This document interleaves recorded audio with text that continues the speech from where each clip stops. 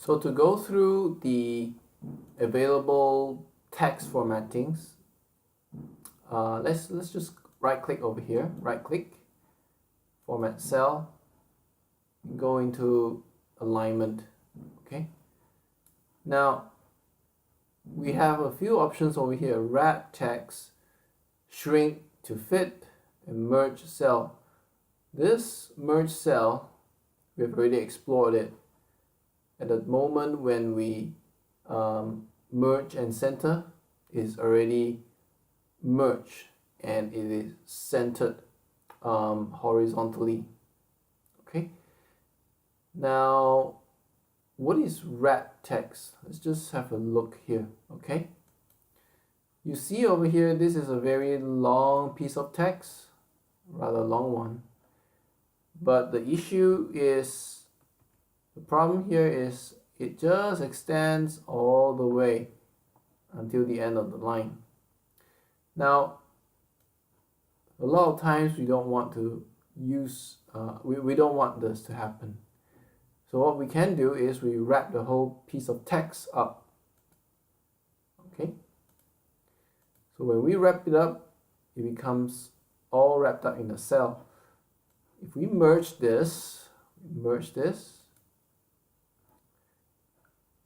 you can see right now with a span of 1, 2, 3, 4, 5, 6, 7 cells, the piece of text just goes in nicely. Okay, of course you need to extend it all the way through to show the complete piece of text, but I think I'll just stick with this. So the other option we have is, instead of merging all the cells, we can tell Excel that, hey, I want you to shrink this piece of text so that it just fit nicely into that cell J. So right click, format cell, shrink to fit. So now it's become this small. And if you enlarge this, okay, this is already its fullest size. If you enlarge this, you will try to extend its size. But if you shrink the cell,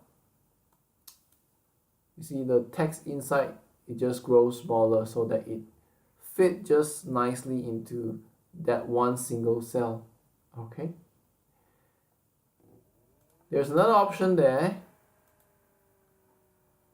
which is to strike through.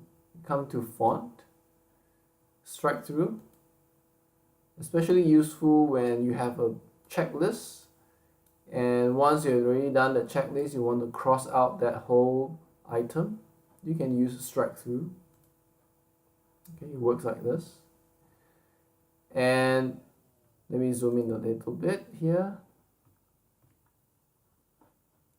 This is what we call as a superscript, and this is a subscript cell. So this is the ordinary piece of text.